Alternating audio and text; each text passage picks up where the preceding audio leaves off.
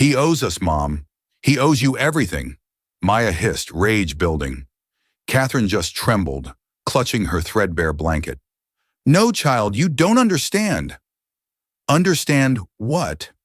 That a billionaire, living large, got a free pass while she coughed her lungs out. Bills piling like snowdrifts. A sudden rap at the door. 2 suits. Mr. Beaumont requests your presence. Right, like she had a choice. They think they're so powerful. They have no idea how her quiet kindness will change everything. This ain't charity, it's payback, sugar. Ice and survival until one Tuesday afternoon. A man walked in. A man whose suit cost more than her car, whose watch could have paid off her mother's medical bills for a year. But it wasn't his wealth that made her drop a plate. It was the scar on his hand, a jagged star-shaped mark she had traced in her dreams. A phantom from her mother's whispered, feverish bedtime stories. What if a simple scar wasn't just a mark, but a map? A map leading back to a buried secret, a forgotten promise, and a truth that could shatter a billion-dollar empire and rewrite a lifetime of lies. The bell above the door of the Corner Perk diner chimed a tiny, cheerful sound that was completely at odds with the man who had just entered.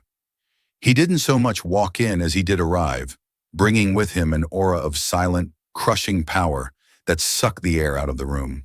The usual lunchtime chatter of construction workers and office clerks faltered. Every head turned.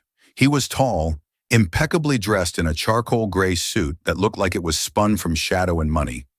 His dark hair was lightly touched with silver at the temples, and his face was a mask of cold, handsome indifference. This was not a man who ate at places like the Corner Perk. Maya Peterson, balancing 3 plates on her arm, felt the shift in atmosphere instantly. She shot a look at her boss, a perpetually stressed man named Saul, who was already wiping down the only empty booth number 4 with a frantic energy. Maya, you take this one, S hissed his eyes wide. Look sharp, don't mess it up. Maya nodded, her professional smile clicking into place as she navigated the cramped space. She was 24, though the constant worry and 16-hour days often made her feel twice that. Her life was a carefully balanced equation of rent, utilities, and the ever-growing mountain of her mother's medical expenses. There was no room for error, no space for a messed-up order from a man who looked like he could buy the entire city block on a whim. Welcome to the Corner Perk, she said, her voice, even as she placed a menu and a glass of water on the table. Can I start you off with something to drink? Coffee's fresh? The man didn't even look at the menu. His gaze was fixed on something outside the grimy window, his expression unreadable. Black coffee, no sugar. His voice was deep, a low baritone that seemed to vibrate in the cheap vinyl of the booth. Coming right up, Maya said, turning away. As she poured the coffee, she could feel his presence like a pressure change. The other customers were starting to whisper. She recognized him from the business magazines her mother sometimes read. Adrian Beaumont, the CEO of Beaumont Industries, a global conglomerate with its fingers in everything from tech to real estate. He was a titan, a modern-day king. What in God's name was he doing in a greasy spoon diner in this part of town? She returned with the coffee and set the thick white mug down on the table. It was then, as he reached for it, that she saw it. His hand. It was a large, powerful hand with clean manicured nails, but on the back of it, stretching from the knuckle of his index finger towards his wrist, was a scar. It wasn't a clean surgical line. It was a chaotic, jagged starburst of pale, puckered flesh against his tanned skin. Time seemed to stop. The clatter of the diner faded into a dull roar in her ears. The boat manned the engine, a terrible noise, and then stars right there on his hand. I made the stars go away, baby. I pushed him away from the fire. The words were her mother's, spoken in a haze of pain medication and fragmented memory ghosts of a story Maya had never fully understood. For years, she'd thought they were just that delirious ramblings, a fairy tale cooked up by a mind clouded with illness. Her mother, Catherine, had a degenerative neurological condition that was slowly stealing her memories, her mobility, her very self. The stories were often disjointed about a big house by a lake, a little boy named Addie, and a promise she had to keep. And always the scar, the star-shaped scar. Maya stared. Her breath caught in her throat. The scar on Adrienne Beaumont's hand was identical to the one from her mother's fractured bedtime stories. The shape, the placement, the texture, she could imagine just by looking at it. It was real. Her hand trembled, and a single drop of hot coffee sloshed from the mug onto the table. Beaumont's gaze snapped from the window to the spill, then up to her face. His eyes were a startling shade of gray, cold and analytical. He saw her staring at his hand, and his expression hardened almost imperceptibly. He subtly shifted, tucking his hand partially under the sleeve of his suit jacket. "Is there a problem?" he asked, his tone sharp, cutting through her shock. Maya felt a hot flush of embarrassment. No, sir. I'm sorry." She fumbled for a napkin, her mind racing a million miles a minute. Was it possible? Could this billionaire, this untouchable man, be the little boy from her mother's past? The boy she claimed to have saved? I'll be right back to take your order," she stammered, backing away from the table like a frightened animal. She fled to the relative safety of the kitchen, leaning against the stainless steel counter, her heart hammering against her ribs. The cook, a burly man named Gus, gave her a questioning look. "You okay, kid? You look like you've seen a ghost." A ghost? Yes, that's what it felt like.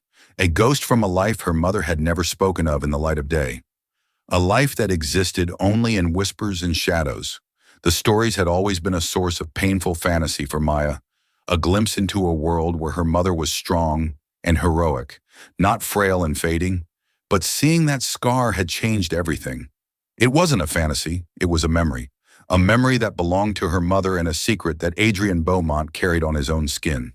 She looked through the service window.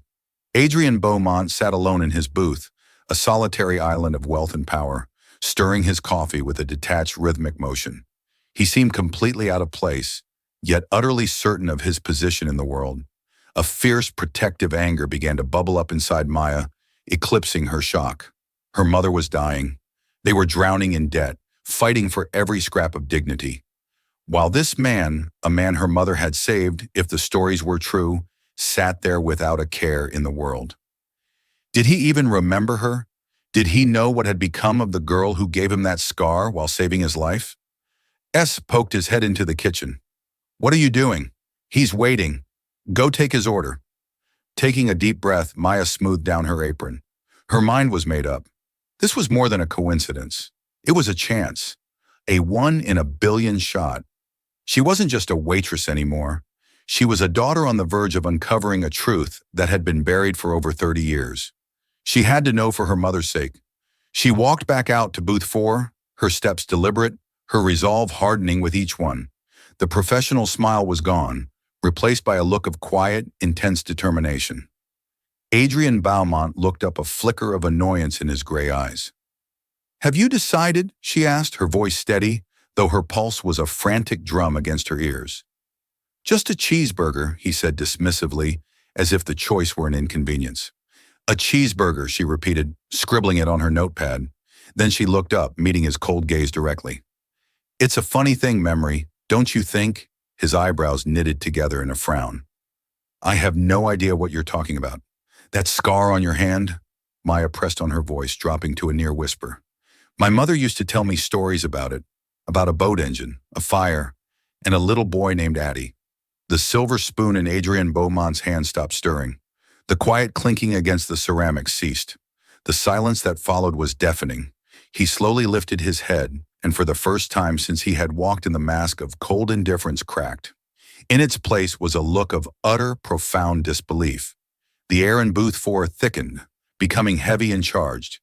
Adrienne Beaumont's face, moments before a study in board authority, was now a canvas of conflicting emotions. Shock was the most prominent, but underneath it lay a deep, shuddered suspicion. He slowly placed the spoon on the table, the clink echoing in the sudden silence of Mir's world. "Who are you?" he asked, his voice low and dangerous. It wasn't a casual question, it was an interrogation. "My name is Maya Peterson," she said, her own voice, barely a whisper, yet it felt like a shout. "My mother is Catherine Peterson."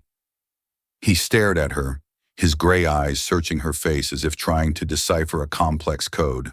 The name Catherine Peterson drew a blank. His expression tightened, the disbelief hardening back into a shield of cold skepticism. I don't know anyone by that name, but you were called Addie, weren't you? Maya pressed her desperation, making her bold. And you were on a boat on Lake Antro. It was the summer you turned 10. Every detail she spoke was a blow visibly landing on him. The mention of Lake Antero, of the nickname he hadn't heard in decades, made his jaw clench. He had built an empire on controlling information, on knowing everything about everyone he dealt with. To have this waitress, this girl with tired eyes and a cheap apron, recite the details of his most traumatic childhood memory was deeply unnerving. He saw her not as a person, but as a threat, a grifter. Someone who had somehow dug up a piece of his sealed past and was now trying to leverage it.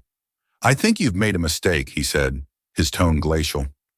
He reached into his suit jacket, pulled out a slim black wallet, and tossed several hundred bills onto the table.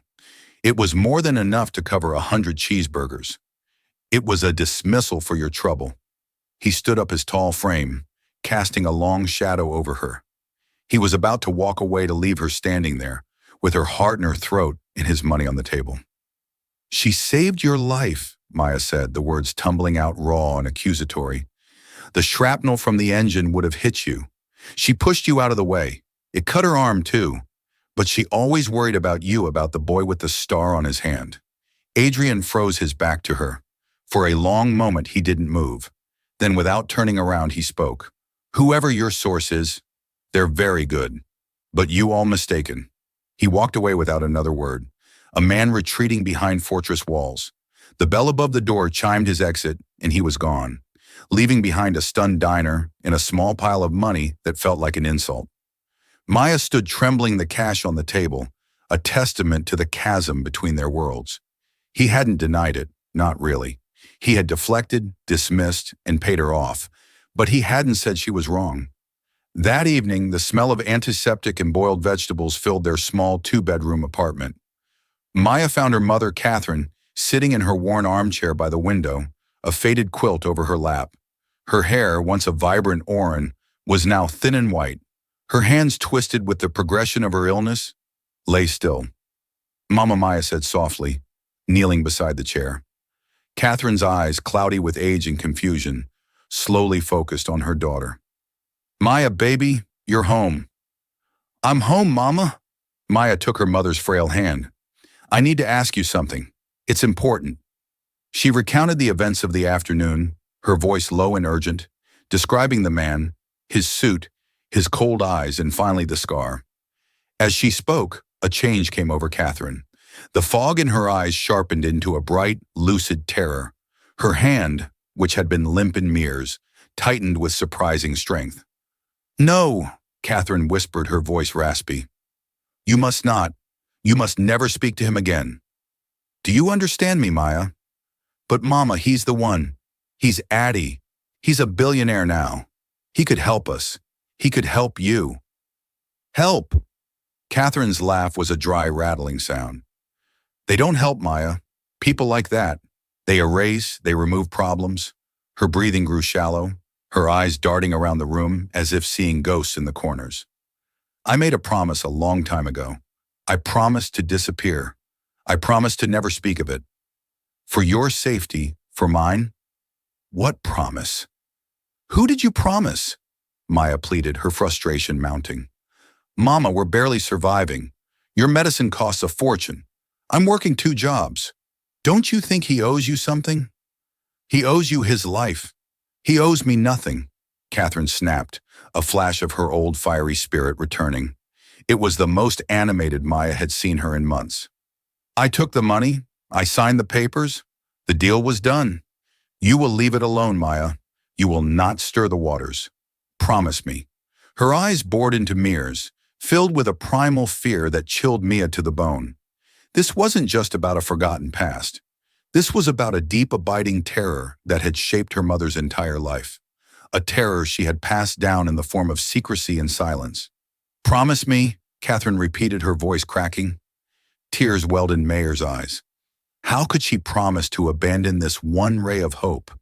But looking at her mother so fragile and so utterly terrified, She couldn't bring herself to cause her more pain. "Okay, Mama," she lied, her voice thick with unshed tears. "I promise I'll leave it alone." Catherine sagged back into the chair, the brief burst of energy draining away, leaving her looking smaller and more vulnerable than ever. She closed her eyes, murmuring, "Good girl. It's better this way. Safer." Later that night, long after her mother had drifted into a restless sleep, Maya sat at the small kitchen table. The $100 bills from Adrian Beaumont spread out before her. They weren't a dismissal. They were a clue. He had overreacted. His denial was too swift, his payment too large. It was hush money. Her mother's fear hadn't deterred her. It had galvanized her. What kind of promise? What kind of deal could instill such terror for over 30 years? What had they done to her mother? They hadn't just paid her off. They had silenced her. They had erased her. Maya carefully folded the bills and tucked them into an envelope labeled evidence. Her promise to her mother was a necessary lie, a shield to protect her from worry. But her promise to herself was ironclad. She was no longer just trying to understand a few fragmented stories. She was going to uncover the truth of what happened at Lake Ontario and reclaim the life that had been stolen from her mother. The door Adrian Beaumont had slammed in her face wasn't an ending. It was a beginning. She just had to find the key. Adrian Beaumont sat in his penthouse office, a glass-walled sanctuary overlooking the sprawling city lights. The view which usually calmed him offered no solace tonight. On his vast obsidian desk lay a single file, its stark manila color, an unwelcome intrusion into his monochrome world of black, white, and gray. The file was on Maya Peterson. He hadn't been able to shake the encounter at the diner. The girl's words echoed in his mind. Lake Ontario. Addie, the star on your hand. It was a calculated attack on the most fortified part of his memory. After leaving the diner, his first call had been to Robert Finch, the head of his personal security and legal team for over 20 years. Finch was a quiet, meticulous man whose loyalty was absolute and whose methods were ruthlessly efficient. Find out everything there is to know about a waitress named Maya Peterson at a place called the Corner Perk. Adrian had commanded his voice tight, and her mother, Catherine. Now Finch stood silently on the other side of the desk as Adrian read the preliminary report. It was a bleak, unremarkable story. Maya Peterson, 24, honor student in high school, dropped out of community college to care for her ailing mother. Juggled 2, sometimes 3, waitressing jobs. No criminal record, no debts other than the catastrophic medical ones. Catherine Peterson, 56, diagnosed 5 years ago with corticobasal degeneration, a rare and aggressive neurological disease. Formerly a librarian's assistant, lived a quiet, almost invisible life. "It's a dead end," Sir Finch said, his voice neutral. "The records for Catherine Peterson only go back 32 years. Before that, it's as if she didn't exist. No birth certificate under that name, no school records." "She changed her name," Adrian stated, more to himself than to Finch. He tapped a finger on the file. "This doesn't feel like a simple scam. A professional grifter would have a more polished story, a more direct demand. This was personal." Perhaps Finch conceded, but the details of the Lake Antro incident were sealed tightly. Only a handful of people knew the exact nature of the accident. Your father made sure of that. The mention of his father, Walter Beaumont, brought a familiar chill to the room. Walter was the architect of the Beaumont Empire and of Adrian's tightly controlled upbringing. He was a man who treated life as a series of transactions and liabilities to be managed. "My father told me the girl and her family were groundskeepers." Adrian recalled staring out at the city. He said they were compensated generously and moved away to start a new life. He said they were happy to go. That was the official narrative, Finch confirmed. "Find the original settlement. Find the name of the family we paid off 34 years ago," Adrian ordered. "I want to know who Catherine Peterson used to be." Finch nodded. "It will be in the old family archives locked away. It may take some time." "Get it done," Adrian said, dismissing him. Alone again, Adrian leaned back in his chair and looked at his right hand. He flexed his fingers, the star-shaped scar pulling at the skin. For decades, it had been a reminder of his own mortality, of a fleeting moment of chaos in an otherwise meticulously ordered life. He remembered the searing heat, the smell of gasoline on the water, the terrifying splintering of wood. And he remembered a girl with fiery auburn hair and bright laughing eyes. Her name was Katie. She was the daughter of one of the estate staff, and for one magical summer, she had been his only friend. He remembered her pulling him from the wreckage of the exploding boat, her small hands surprisingly strong. He remembered her crying not for herself, but for him as the adults swarmed around them. And then nothing. He'd been whisked away, and when he returned from the hospital, she was gone. His father's explanation had been simple and final. They had been taken care of. End of story. But now this waitress had pried open that sealed chapter, and Adrian was beginning to suspect that his father's version of the story was a carefully constructed fiction. Meanwhile, in her cramped apartment, Maya was on her own investigation. After her mother was asleep, Maya would pull out the old battered shoebox from the back of the hall closet. It was Catherine's only concession to the past, a collection of meaningless trinkets she could never bring herself to throw away. Or so Maya had thought. Tonight she looked at the contents with new eyes. A dried-out core, a ticket stub from a movie dated 1989, a handful of faded dog-eared photographs. Most were of a baby Mare, but a few were older. In one, a much younger, vibrant Catherine stood laughing with another woman. On the back, written in faded ink, was a caption, "Me and Deb Summer, 91. There was another photo of this one causing Maya's heart to stop. It showed a large, beautiful house by a lake, the kind of place you only see in magazines. It was taken from a distance, but it was unmistakable. In the foreground, slightly out of focus, was the back of a young girl with bright hair, the same color her mother's had been. Maya's hands trembled as she dug deeper. At the very bottom of the box, beneath a bundle of old letters tied with a ribbon, she found a small velvet pouch. Inside was a heavy silver locket, tarnished with age. It was a heart-shaped locket. She struggled with the clasp for a moment before it popped open. On one side was a tiny, professionally cut picture of her mother as a young woman no older than 20. She was beautiful, her smile radiant and full of life. But it was the other side that made Maya gasp. It was a picture of a young boy around 10 years old with serious gray eyes and a familiar, unsmiling mouth. It was Adrian Beaumont. The proof was cold and heavy in her hand. This wasn't a delusion. This was real. Her mother had known him. She had cared enough to keep his picture in a locket for over 30 years. The bundle of letters was next. They weren't addressed to Catherine Peterson. The name on the envelopes was Catherine Connolly. The return address on most of them was from a Deborah Alley in Chicago. This had to be the Deb from the photograph. Her mother had another name, a whole other identity. Catherine Peterson was a fiction, a persona created to hide Catherine Connolly. Mia spent the rest of the night reading the letters. They were filled with the everyday chatter of two best friends, but they also held clues. Deb wrote about missing Katie, about how unfair it was what happened, about how she hoped Katie was safe. One letter dated a year after the summer of the accident was particularly revealing. "Katie, I still can't believe they made you change your name. It's like they erased you. I know you had to take the money for your mom and dad's sake, but to make you sign away your whole life, it's monstrous. Don't ever lose that locket. Okay, it's the one thing that proves it was all real, that you and Addie were real. Monstrous. That was the word Deb had used. It echoed the terror Maya had seen in her mother's eyes. This wasn't a generous settlement. This was a forced disappearance. Maya now had a name, Catherine Connolly, and a location and a key witness. A woman named Deborah Alley in Chicago. The ghost of her mother's past was starting to take shape. She looked from the letters to the locket, then to the photograph of the grand house on the lake. She now had a destination and a purpose. She was no longer just digging for the truth. She was excavating a buried life. And she had a feeling the Beaumont family had left more than one skeleton behind. The archives of the Beaumont family were not stored on a cloud server or a modern hard drive.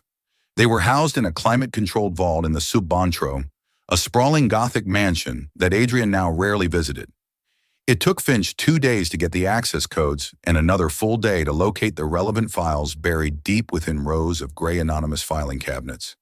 When Finch finally presented the file to Adrian, it felt heavier than its meager half-inch thickness would suggest. The label typed on an old-fashioned typewriter read, Estate Incident August 911. Internal resolution. Adrian opened it. The cold legalistic language of the documents was a stark contrast to the chaotic, sun-drenched memories of that summer. He was the minor. The incident was an unfortunate mechanical failure, and the resolution was a private settlement. And there it was, a non-disclosure agreement of terrifying scope and permanence, signed by three people: Michael Connolly, Maria Connolly, and their daughter Catherine Connolly.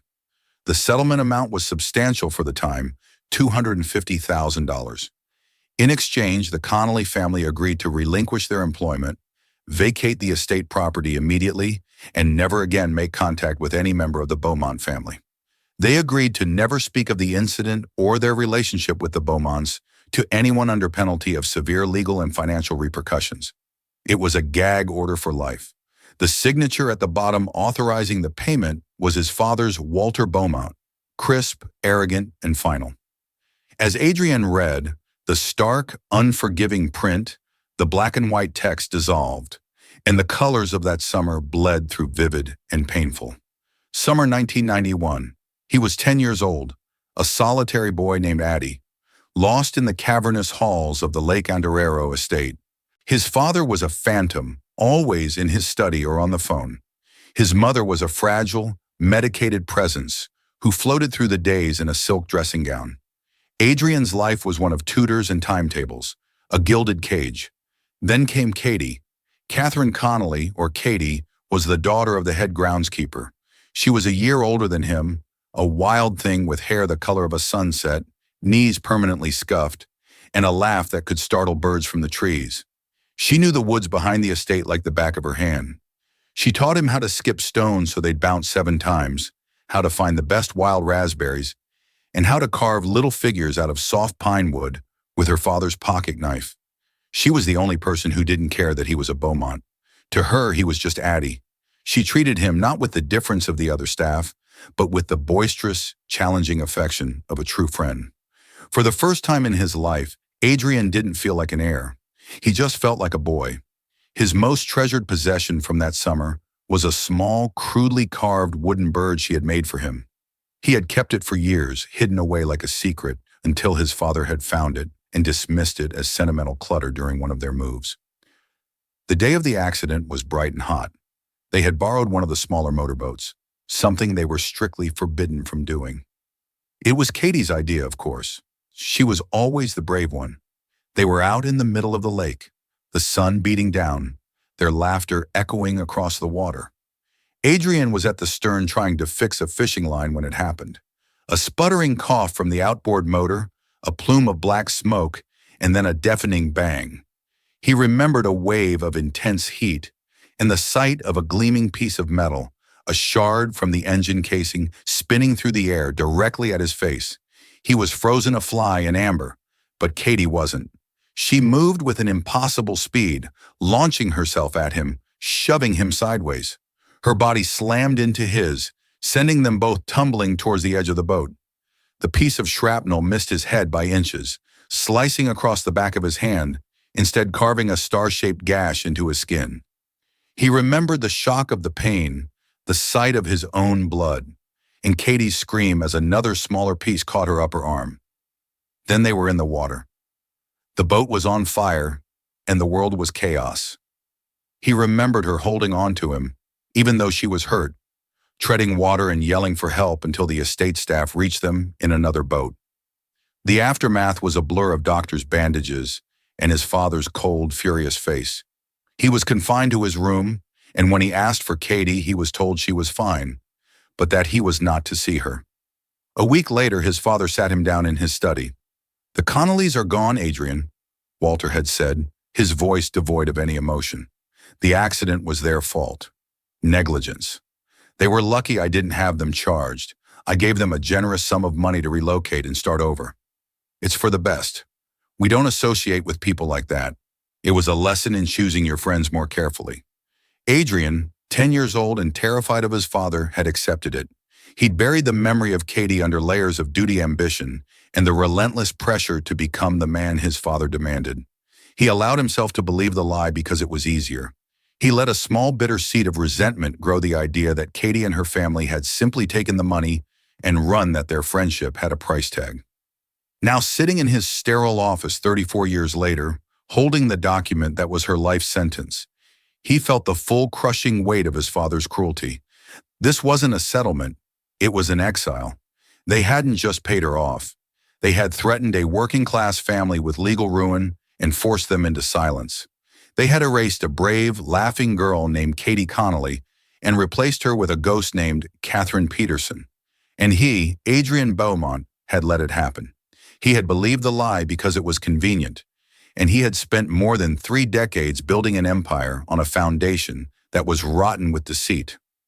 He looked at his scar. It was no longer a symbol of a childhood accident. It was a brand, a permanent reminder of his own ignorance and the profound debt he owed to a girl he had left behind. He buzzed his intercom. "Finch," he said, his voice tight and raw. "Get the jet ready. I'm going to Chicago. Find an address for a Deborah Ali and run a search for any and all specialists in corticobasal degeneration.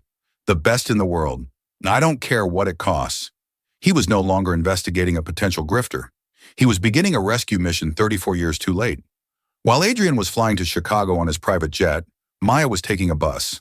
The 13-hour ride was a grueling, sleepless journey fueled by stale coffee and a burning sense of purpose. She had used a portion of Adriana's hush money to fund the trip, an irony that was not lost on her.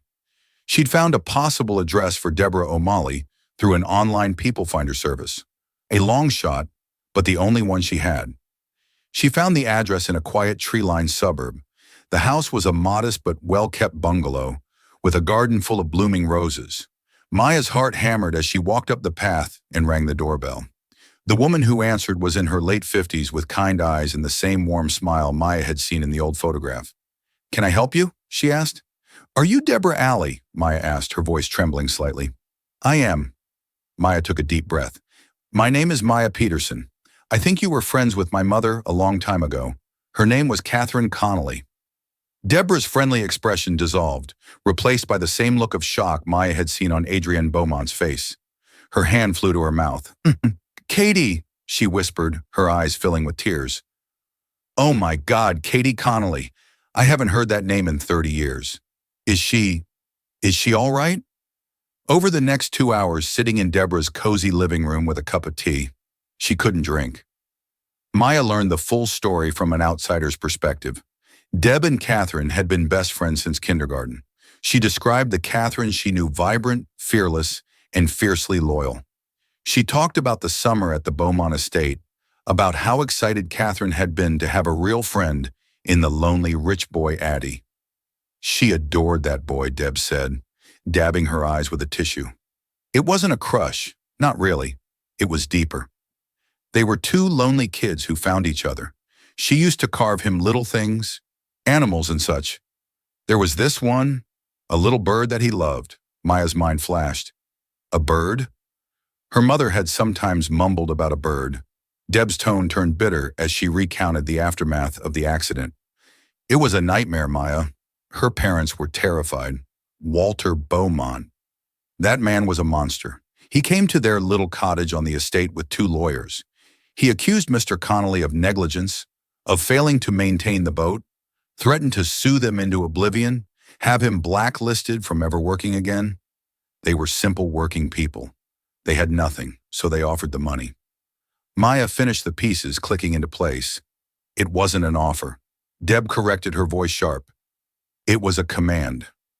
Take this money, change your names and disappear or I will ruin you. They made Katie sign it too. She was only 21. They made her sign away her own name. She called me from a payphone a week later, sobbing. Said she was Catherine Peterson, now that she could never see or speak to me again. Now that was the last time I ever heard from her. The sheer calculated cruelty of it left Maya breathless. They hadn't just silenced her mother. They had dismantled her entire life, piece by piece. There's one more thing, Maya said, her voice low. She pulled the shoebox from her tote bag. My mother kept this. I think she wanted to throw it away, but she couldn't. She sifted through the contents, her fingers finally closing around a small hard object wrapped in a piece of yellowed cloth at the very bottom. She hadn't noticed it before, hidden so deep. She unwrapped it. It was a small wooden bird, no bigger than her thumb. It was crudely carved, the knife mark still visible, but there was a definite charm to it. The wood was worn smooth from years of being held. Deb gasped. "That's it! That's the bird she carved for Addie. He must have given it back to her for safekeeping before they went out on the boat that day." "Oh, Katie, to think she kept it all these years." Maya held the bird in her palm. It felt like the weight of the entire past had settled in her hand. This little piece of wood wasn't just a trinket. It was the one object that tied her mother and Adrienne Beaumont together. It was irrefutable proof of their friendship, a relic from a time before the lawyers and the lies. It was a truth you could hold. She now knew what she had to do. Confronting Adrienne Beaumont with just a story was one thing. He could dismiss it, deny it, pay his way out of it. But he couldn't deny this. As Mir was making this discovery, Adrienne was sitting in a sterile Chicago law office. Finch had tracked down the Connolly family's lawyer from 1991, now a stooped elderly man named Peterson. A chilling coincidence. After some persuasion involving a significant donation to his retirement fund, the old lawyer had confirmed everything. He even remembered the girl Catherine. "Frightened kid," he'd mumbled. Her parents were even more scared. The Beaumont lawyer he played rough left them with no choice. The confirmation settled like a block of ice in Adrienne's stomach. There was no ambiguity left, no room for doubt. It was all true. His father had orchestrated the entire cover-up with brutal efficiency. Finch entered the room, his face grim. "Sir, I've located Catherine Peterson. She's living in a low-income apartment building back in the city. And sir, her medical records are extensive. It's not good." Adrienne stood up, his fist clenched. "Book the flight back now." Maya arrived back home the next morning exhausted but resolute. The wooden bird was safely in her pocket. As she walked up to her apartment building, a sleek black town car with tinted windows was parked at the curb. A man in a dark suit. Robert Finch stood waiting by the entrance. "Ms. Peterson," he asked, his voice polite but firm. Maya stopped her guard immediately up. "Who are you?" "My name is Robert Finch. I work for Mr. Beaumont," he said. "He would like to see you." He asked if you would be willing to meet him at his office. The moment had come. Maya clutched the wooden bird in her pocket. "Tell him I'll be there in 1 hour," she said, her voice clear and steady. "But the meeting will be on my terms." She wasn't going into the lion's den as a waitress asking for a handout.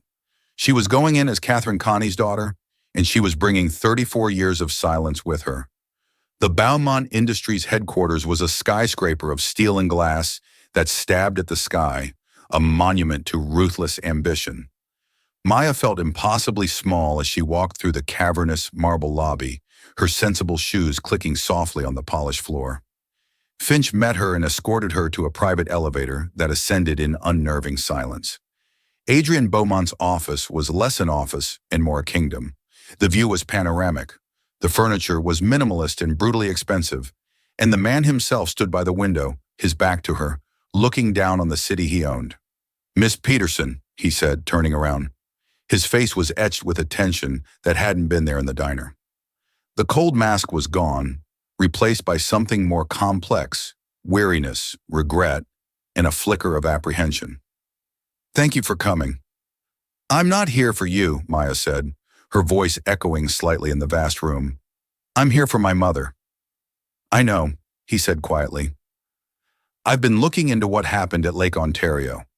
Looking into it, Maya's voice dripped with incredulity. "You were there. You lived it." "Or did you forget I didn't forget?" Adrienne said, his voice raw. "I was told a lie. I was 10 years old and I believed my father when he said your mother and her family had been taken care of, that they had left willingly. They were exiled, Maya shot back, taking a step forward. "Your father threatened them. He terrified them into signing away their own names, their own lives. My mother became a ghost so that the great Beaumont family wouldn't have to deal with an inconvenience." Adrienne flinched as if she had struck him. Every word was the truth, and he had no defense. "I know that now, and I am sorry. That word is inadequate. I know it is. But I am sorry doesn't pay for my mother's medication, Maya said, her anger finally boiling over. It doesn't give her back the 34 years she spent looking over her shoulder, terrified that one of your father's lawyers would show up and punish her for simply existing. It doesn't heal her. She saw a flicker of the old powerful Beaumont in his eyes, a defensiveness that rose instinctively. He was a man accustomed to solutions to transactions. He was about to speak, perhaps to offer money to lay out a plan, but Maya didn't give him the chance. She reached into her pocket. My mother's memories are fading. She gets confused. But there are things, moments that her heart remembers even when her mind can't. She used to talk about a boy named Addie, and she used to talk about a bird. She opened her hand. Resting in her palm was the small, worn wooden bird. Adrian stared at it. All the air seemed to leave the room. He took a hesitant step forward, then another, his eyes locked on the tiny carving. The multi-billion-dollar corporation, the city spread out below the weight of his empire. It all vanished. He was 10 years old again, sitting on a sun-drenched dock with a girl with auburn hair, watching her small, nimble fingers carve a piece of scrap pine into a treasure. I thought I'd lost it, he whispered, his voice thick with an emotion she couldn't name. It was more than just memory. It was grief. Grief for the boy he had been and for the friend he had lost. He reached out a trembling hand, not to take the bird, but just to hover his fingers over it as if it might disappear. The wooden bird had shattered his final defense. It was a tangible piece of their shared past, a testament to a friendship his father had tried to obliterate. It was proof that before the money and the lawyers, there was just Addie and Katie. I want you to see her, Maya said, her voice softening slightly. The sight of his raw vulnerability had chipped away at her anger, leaving a core of profound sadness. Adrian finally looked up from the bird, his gray eyes shining with unshed tears. He nodded, unable to speak. The visit to the apartment was surreal. The titan of industry, Adrian Beaumont, looked entirely out of place in the small, cluttered living room that smelled of lavender, air freshener, and illness. Catherine was in her armchair, dozing. Maya gently woke her. "Mama, there's someone here to see you." Catherine's eyes fluttered open. They settled on Adrian, who stood awkwardly in the doorway. There was no recognition at first, just the vague confusion she often had with strangers. Adrian slowly walked over and knelt before her chair, much as Maya had done. He was now at eye level with the frail woman who had once saved his life. "Hello, Katie," he said softly, using the name he hadn't spoken in over 3 decades. Catherine's eyes widened. The name spoken in that deep voice seemed to bypass the damaged pathways of her brain and strike a deep, resonant chord within her soul. Her gaze flickered down to his hand, which rested on the arm of her chair. She saw the pale, star-shaped scar. Her own hand, gnarled and weak, lifted and shakily traced the outline of the scar. "The stars," she whispered, her voice, a fragile rustle of leaves. "I made the stars go away." Tears streamed down Adrian's face. He didn't try to wipe them away. "Yes, you did," he choked out. "You saved me, Katie." For a moment, the fog of her illness cleared completely. She was no longer Catherine Peterson, the invalid. She was Katie Connolly, the brave girl from the lake. And he was not Adrian Beaumont, the billionaire. He was Addie, her friend. "Your father," she said, her voice suddenly clear and lucid, filled with a distant, remembered fear. "He was a hard man. He said we had to go for your own good. He said you would be better off without us. A clean break." She looked at Adrian, her eyes pleading. "I didn't want to leave you, Addie. I never wanted to leave." This was the final brutal truth. His father had not only exiled her, he had poisoned the memory of their friendship, telling each of them that the other was better off without them. It was a calculated act of emotional vandalism. Adrian had been made to believe she'd abandoned him for money. She had been made to believe she was a danger to his future. It was a lie designed to keep them apart forever. "He was wrong," Adrian said, taking her frail hand in his. "He was wrong about everything." He looked up at Maya, who was watching them, tears silently tracking down her own cheeks. In that moment, the debt was clear. It wasn't about money. It was about time, about a life stolen, about a truth that had finally, painfully been brought into the light. The reunion was not an ending, but a reckoning. It was the moment the past finally caught up with the present, demanding to be heard. The days that followed were a whirlwind of decisive action. Immediately, Adrienne moved Catherine to the finest neurological clinic in the country, ensuring she was attended by the world's leading specialists. While her condition was incurable, the new level of care brought her a comfort and peace she hadn't known in years. But his atonement went beyond money. Adrienne became a constant presence, visiting Catherine daily. In her lucid moments, they spoke of that long-lost summer, piecing together the fragments of their friendship in a quiet healing ritual. Confronting his elderly, unrepentant father only strengthened Adrienne's resolve. He announced the sale of the Lake Ontario estate, the very symbol of their family's cruelty, to fund the Catherine Connolly Foundation, a new organization dedicated to fighting the kind of corporate injustice she had suffered. The place where her life was dismantled would now serve to rebuild the lives of others. He approached Mir not with charity, but with what he called overdue restitution. He established a trust that would secure her future and paid for her to return to college. Maya chose to study social work, determined to use her experience to help others. One day, her old boss at the diner found his debts mysteriously paid off. The bond between Maya and Adrienne solidified into a deep, familial friendship. He carved a new wooden bird for Catherine One, with its wings outstretched in flight.